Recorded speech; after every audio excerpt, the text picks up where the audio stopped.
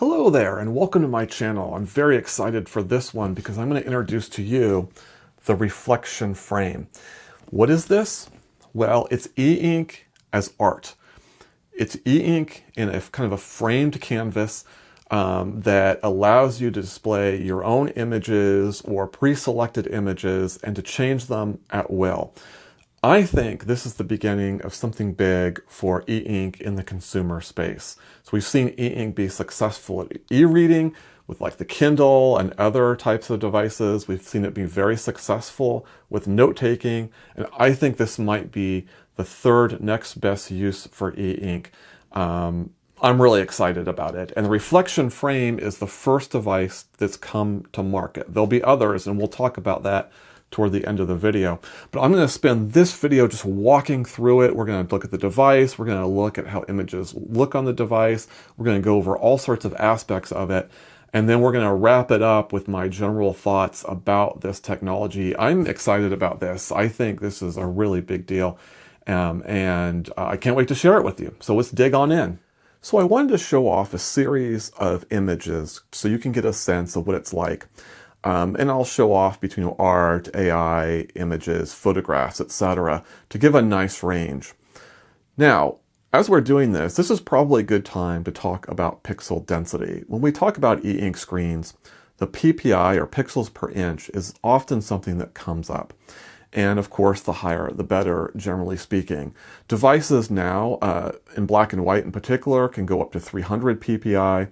And some of the color variants range from 150, say on Kaleido 3, to 226, I think, with the Gallery 3 on the current Remarkable Paper Pro. And in theory, Gallery 3 could go up to 300 PPI in color as well. But this is using a Spectra 6 panel. Now, on this particular device, this reflection frame device, there's no indication of what the PPI is. The website is pretty pithy with those types of details, but you can get more detailed technical specifications if you go to the Blooming 8 website, or in particular, their Kickstarter campaign, which is closed but still available to view, or their Indiegogo campaign, which is open. There, you don't see PPI, but you see the elements you can create to calculate PPI. And it varies a little bit based on the size of the panel, but the 13-inch panel for the Blooming 8 basically has a 150 PPI. So there's a good chance, given that the e-ink panel comes from the same company, which is the E-Ink Corporation, that this panel is about 150 as well. It's possible it could go up to 200 PPI, but I think that Blooming 8 comparator is probably the right one here. Now, having said that, does it matter what the PPI is on this particular thing? And I would say, maybe, maybe not. What I've found is that what really matters is if you're within a yard, then you can start to see some of the flaws in some of the images. And usually the biggest one you'll see is a little bit of a blurriness of the image, but you might start to see a little bit of what might be termed as pixelation as well, as you really get in close. But if you're a yard or more, you really don't see that at all, at least in my experience. And right now, this frame is about a yard away from the camera lens. So we're going to go through the series of pictures, starting off with this kind of yard distance, which I think is a distance where these images look really good. And then we'll zoom the camera in on the same images, and you can see for yourself where you can start to see, for example, a little bit of that blurriness. Now, the first piece we have here is an art piece, which is available from the Reflection Frame app, and it's a nice piece, and it actually holds up pretty well when you zoom in. Probably based on the source material, you don't get a sense of that much blurriness. So now we're going to zoom in close, and this particular piece, you really don't discern much blurriness or pixelation. It really holds up even on close scrutiny. Now, our next image is also from the Reflection app, and this is an AI-generated image of some kind of cute cartoon cats. I really like this image because you can see a little bit of texture, and that's one of the things I've noticed about the e-ink panel. On prints, it's really hard to get any sense of texture. There's kind of a flat sense to the images, in my experience. But with this device, you can see a little bit of texture in certain pieces, and this AI piece is one of those. Okay, and here's the AI cats, and I think that this one actually looks pretty good up close. You really don't discern much blurriness or pixelation. So this is an example of a piece that looks good both up close and at a distance. This is a photograph that I took with my camera a few months ago. And I was in my library and I was able just to import it in with no cropping or anything, and I think it looks pretty good. Okay, here we're up close in the forest, and as you can see, some of the detail is starting to kind of break down as you get in this close. So not as good as it looks from a distance. This, of course, is a classic painting by Brugel, but this particular image is just something that I took off of the internet and cropped, so the quality of the image is not particularly great. Even so, at a distance, it looks pretty good, and you can actually see quite a bit of detail. One of the things that I've noticed is that you can really see some texture in the clouds, particularly here on the right side, but to some degree on the left side as well. But this is a great example of one of those images. As you get in closer, you really start to see some of the flaws that are apparent. Okay, so up close, you can definitely see some of the blurriness here in the Tower of Babel. If you look at the arches, for example, that's a great example of that. Even the people in the lower corner look a bit blurry when you're up close. So having a higher resolution image would have helped here. I should point out that the device automatically detects whether it's in portrait or landscape mode, and in my experience, that's worked every time. There has been an occasional flub, though, where an image will load upside down. It's not common, and I'm not quite sure what causes it, but it has occurred. But for the most part, the app does a great job of finding the right orientation and the right direction. This is another image I was able to take off of the internet, and it's kind of a classic cover from Marvel Comics in the 80s. This particular image was not very good, so even at a distance you can start to see a little bit of the blurriness, particularly in the title around the Hulk, but it becomes very apparent as you zoom in close. So if it looked blurry at a distance, it's going to look even blurrier up close, and that's certainly the case here. This is a great example of having a source document with good resolution is going to be important because the frame is not going to make up for the deficiencies of the source material. I've taken some stills here to give you a sense of what it's like when you see this reflection frame kind of hanging on the wall. And I've taken a few angles and put on the two different mats so you can get a sense of that. But also I'm showing off that there is sometimes at certain angles glare that you get on the screen. Now it's kind of a matte screen, so it does dampen the glare, but when you get light at a certain level, it certainly does interfere with the viewing of the image. And that's pretty standard. If you have any type of print frame with a glass surface, it's much worse than this. But I just wanted to be clear that there is that aspect of it. While the device certainly looks better with more lighting, you do have to be careful with the angle of the lighting in order to get the best viewing experience possible. To illustrate how it updates, I'm going to go ahead and take my phone. I'm going to go into the app, and I'm going to identify an image.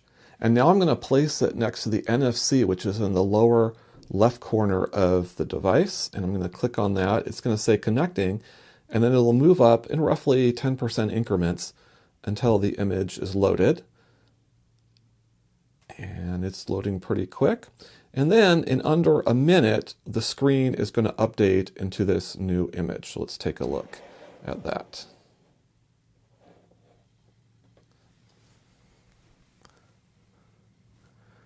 Now you can't hear this on the microphone, but there is a little bit of an electronic hum or whine, if you will, as it's updating. It's not easy to discern even without the microphone, but it is there. Okay, so now what we have on the screen is basically a color image designed to calibrate LaserJet printers. Okay, now that we have this image up, I'm going to go ahead and compare, and let's give a test for color accuracy. So this is a printout of the actual image that we see here on the screen. And as we can see, the color accuracy is pretty good. The blacks are really good. It's a little bit of a dimmer image, but the cyan looks pretty good, maybe a touch darker. If we move over, You might see a little more of an orange here, where this is red. The greens come across pretty good. If we come over to this side, you can see the magenta really is different. It's much darker on this image, and you really can't tell it's a magenta. It's almost got a bit of brown in it, but the yellow is coming across pretty well. And then if we focus on the blue's again a little bit darker here on the print image, and then this kind of black or gray looks pretty good. So comparing the top half of the sheet, you do see a good gradation in the colors. This is unusual for E-Ink. Things like Kaleido 3 and even Gallery tend to have a little more washout, particularly on the lighter edge of the spectrum, but here it looks pretty good. You can see here as well that the magenta really kind of flushes out. It's more of a plum in this image, and that also impacts the next line down, which should be a purple, but here looks more like a blue. So a little bit of a flaw there. So not entirely accurate, more accurate than we've seen with other E-Ink color, but it's got a little bit of work to do. Having said that, when I'm looking at images on this device, I never get the sense that the color is inaccurate. It never calls attention to itself, even though in some cases it probably is, especially if it's involving kind of the magenta color. So it does look really good, but there is a little bit of an accuracy gap there. The instructions don't talk about how to replace the matte at all, so I'm just going to show you real quickly. I'm going to go to the top, and I'm going to put pressure here at the top because it's empty back here. So as I put pressure on that, it's going to bow in front, and I can take my thumb and lift it up like so. And that exposes the device. I can then take a different matte, and it will magnetically connect like so. And I'll push it in. Unfortunately, this matte came a little bit bowed, so you can see that and you can, especially right up in here, that it's bowing up a little bit. That's unfortunate. The other matte is perfectly flat, so that wasn't an issue. But I would have liked to have seen a little more quality control on this matte. It's not a huge issue, but you do notice it if you're up close looking at the image. But that is how you replace the matte. Here's a quick look at the back of the device. And I know that it's kind of hard to see because everything's black, but you do have two mounting brackets if you're going to mount it in landscape mode, and these brackets can pivot, so it's easy to hook into them. And then you've got one bracket up here if you're going to do it in portrait mode. You have some technical information in here, including a QR code, which I assume is for their app. You've got a USB-C port. This is where you would charge it. Your battery indicator is here. Your status indicator is here. Interestingly enough, if you update the device, this kind of flashes colors until the update is complete, and then it goes off.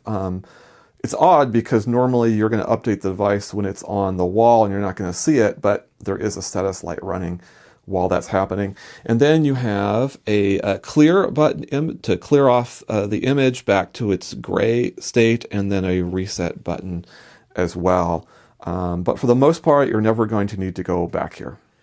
In addition to the device and the two mattes, you also get this kind of quick start guide, which is fairly pithy. There's nothing on the back. That's the entirety of it. And then you get this USB-C to USB-C cable. That's pretty much it. Taking a quick look at the app, it's fairly simple and straightforward. It's this little white one with the butterfly with the orange and yellow or light orange wings, I suppose. And it's basically got two main sections, My Photos and the Reflection Library. My Photos will include an inventory of all the photos that you've ever used on the device. So I've loaded all these images on the device at one time.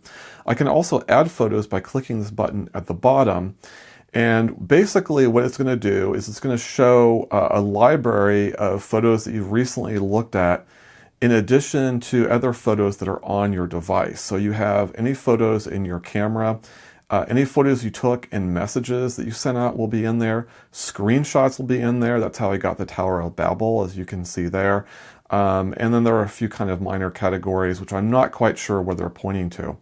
The point I want to make here is that for the most part, you're either going to be loading images from their library, which we'll go to in a second, from photos that you've taken, or from images that you've captured on the internet and kind of cropped. So those are the three main ways that you can get images on the device. Is it possible to get this image that you may already have, in, say, a PDF file or a PNG file or what have you, onto the device. It might be possible. I'm not exactly sure how to do that in this file structure, but for sure you can easily go into your camera settings, you can easily go in to your screenshots, and you can go into your text, pictures. Those are definitely available and easy to use. Their library is here, and you can actually download the app and take a look at their library. One small criticism is it does take a while for images to load. Oops. But once you have an image and you click on it, it pretty much just pops up and it's ready to load on the device. You get a little alert every time you load an image on the device. It keeps a catalog of that here in your alert button, and then finally you can basically look at the terms and conditions, etc. But it's a fairly basic and straightforward app. Okay, so as I mentioned at the beginning of the video, the Reflection Frame is the first company to market with this type of e-ink art device, but it's not the last. And there's a couple other notable ones, at least, and I think there'll be even more later on in the year. But two that I want to point out in particular is Eink Poster, which is a subsidiary of Pocketbook, basically did an introduction to their e-ink frames in the beginning of the year at the Consumer Electronics Show in January. And got me really excited about this. That's kind of where everything kind of began. And here we are. Now, Eink Poster, I think, is geared a little bit more toward art. I think that that company is going to focus more on building a robust catalog of art pieces to select from. And so I think it's going to play a little bit more into the high-end space. Now, I'm only saying that based on their demos thus far, but also their pricing. They're priced to be the most expensive. In fact, they're currently listing their 13-inch device, and that's the same size as we have here with the Reflection Frame, at about $600. The Reflection Frame is coming in at $350, so that gives you a sense of a pretty large price disparity. Remember that e-ink makes all of these screens, so there's no cost difference in the screen itself, although there could be some underlying technology that would cause the prices to be a bit different as well. But I think it's really the apps and what the apps can do that are separating these companies out. And again, with Eink Poster, I think they're going to focus on more of a premium art experience. Reflection Frame, I think, leans a little bit more toward, photographs and those types of images. So that's one critical difference between the two. A third company that I'm also very excited about, and I talked about it in the video, they started a Kickstarter campaign, which is now closed, but they currently have an Indiegogo campaign, is Blooming 8. And this is an Australian company. And they're also selling devices of various sizes. Their 13-inch model on the Indiegogo campaign is currently listed for about $430, but they indicate an MSRP of about $500. So the Blooming 8, from a price perspective, sits in between the Reflection Frame and the Eink Poster. Their angle is a little bit more around AI-generated content. And while some people may be turned off by that, I think it's actually pretty interesting. You can download the Blooming 8 app now, and you can actually play with it. And I've had it generate images that look like AI art, so maybe not so great, and other images that look really awesome and don't necessarily follow that traditional AI art look. So a lot of potential there. For example, I could imagine, waking up one day and deciding, hey, I'd really want an image of whatever. And then creating that using the Blooming 8 app and then that loading onto the device. So that's something I'm excited to see there. And by the way, I will be buying devices from these other companies as well. Not everybody that comes out with one will I purchase a device from, but certainly from Eink Poster, and I've already pledged for Blooming 8. So you'll see reviews on those. So overall, Reflection Frame is kind of poised to be the more inexpensive and kind of simpler to use, I think, of the three devices. The other two companies are focusing more, as I said, on AI, and will have kind of Wi-Fi connection abilities and what have you. The Reflection Frame is only NFC. You can't load images any other way. So you just take your phone and you tap it, and that's how you load images as we saw earlier in this video. Originally I wasn't going to get the reflection frame. First off, I didn't realize it was going to be first to market, so that was one reason why. But also, I am looking for the ability to not only have art images on the wall, but to have a schedule. I'm looking forward to waking up in my master bedroom and then seeing a new image every day of the year. I think that idea is super cool. And it appears like those other companies may have that type of capability, that type of scheduling. We'll have to wait and see when they come out. That's not the case with the reflection frame. So I was going to pass on it. But then, obviously it came out. I had to take a look at the technology, and I'm glad that I did. But I realized that there's actually a place for the reflection frame. I have an office and it needs a little bit of decoration, but I can't connect to the Wi-Fi network. That's run by the company. I don't want to mess with a mobile hotspot. So this is actually the best solution for that particular case. I can take a picture of my team or an event we're doing that day and instantly put it onto the frame, which is really cool. So, each of these devices, I think, fits a niche. And the reflection frame is no exception, and I'm looking forward to hanging it in my office wall. So I think I'm going to state the obvious here, but I am super excited about what reflection frame is doing and what these other companies are going to be doing going forward. I kind of had that positive mindset going into this to begin with, but what I've seen has been really cool.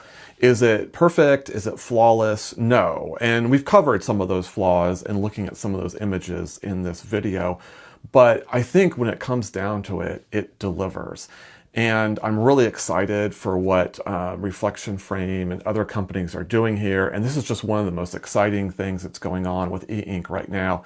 And I'm glad to be here at the front row. And I hope you'll join me as we look for these other companies to release their products and open up a brand new era in Eink.